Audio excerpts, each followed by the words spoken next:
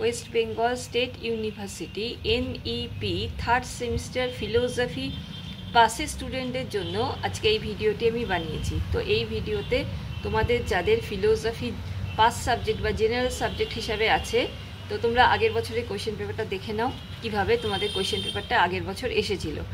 তো তোমাদের থার্ড সেমিস্টারে কিন্তু এবার লজিক থাকবে। তো লজিক তোমরা ক্লাস 12-এ যাদের ফিলোসফি ছিল, তো 11-12-এর মধ্যে ক্লাস 12-এ ছিল হচ্ছে লজিক পোর্শনটা। তো যাদের ক্লাস 12-এর লজিকটা ছিল, তো তোমাদের কিন্তু খানিকটা এই পেপারটা বুঝতে সুবিধে হবে।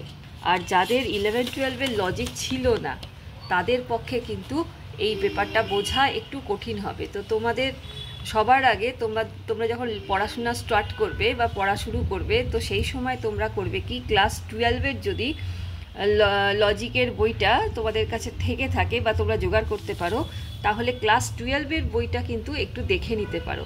তো 12-এর বইটা দেখলে তোমাদের পক্ষে কিন্তু এই বোঝা, এগুলো গ্র্যাজুয়েশনে আর কি লজিকটা একটু কঠিন হয়, ক্লাস 12-এর থেকে একটু বেশি, তো বুঝতে তোমাদের সুবিধে হবে। তো দেখে নাও কিভাবে প্রশ্নগুলো এসছে। আর আমি অফলাইন অনলাইন দুভাবেই এই ফিলোসফি তোমাদের পাস সাবজেক্টটা প্রাইভেট টিউশন পড়াই। তো তোমাদের যাদের মনে হবে যে কোচিং দরকার, তোমরা আমার সঙ্গে কন্ট্যাক্ট করে নিতে পারো। 8697036024 আমার কন্ট্যাক্ট নাম্বার, হোয়াটসঅ্যাপ নাম্বার। আমি অতি অল্প টিউশন ফিজ নিয়ে কিন্তু তোমাদের প্রাইভেট টিউশন পড়িয়ে থাকি। তো একবার শর্ট কোয়েশ্চেনগুলো যেমন তোমাদের আসে সেরকমভাবে একবার দেখে নাও। এর আগেও তোমরা পরীক্ষা দিয়েছো, মোটামুটি আইডিয়া আছে। কিন্তু এই বছর যেহেতু লজিক, সেহেতু কিন্তু কোয়েশ্চেন পেপারটা একটু অঙ্কের মতন হবে। তো তোমাদের একটু এগুলো জেনে, নিয়ম জেনে কিন্তু করতে হবে অঙ্কের মতন ভাবে। আচ্ছা, টিকা থাকবে। টিকার দেখো যে কোয়েশ্চেনগুলো আসছে, টিকার কোয়েশ্চেনগুলো কিন্তু এই কোয়েশ্চেন আনসারের মতো হবে, অঙ্কের মতন হবে না। তো এই টিকার কোয়েশ্চেনগুলো তোমাদের পক্ষে মুখস্থ করতে সুবিধা হবে। বড় যে কোয়েশ্চেনগুলো আছে 5 মার্কসের, সেগুলো কি দেখো ভেনচিত্র এসছে। আচ্ছা, তারপরে এসছে হচ্ছে সত্য সারণীর সাহায্যে যে সত্য মিথ্যা নির্ণয়, বৈধতা বিচার। আচ্ছা, লাস্টে হচ্ছে এই মিলের ব্যতিরেকি পদ্ধতি, আগেরবার এসেছিলো। দেখো মিলের যে পদ্ধতিগুলো আছে তার মধ্যে অন্যই ব্যতিরেকে সহ পরিবর্তন। তো এই কটা মুখস্থ করে রাখলে কিন্তু প্রত্যেকবার একটা এখান থেকে 10 মার্কসের কোয়েশ্চেন পেয়ে যাবে।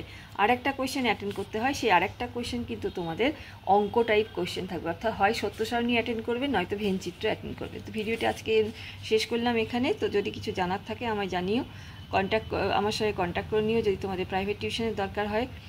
আর কি জানার থাকলে আমাকে কমেন্ট করো। আর যারা নতুন দেখছো তারা অবশ্যই কিন্তু চ্যানেলটাকে সাবস্ক্রাইব করে রেখো আর লাইক করো ভিডিওটা।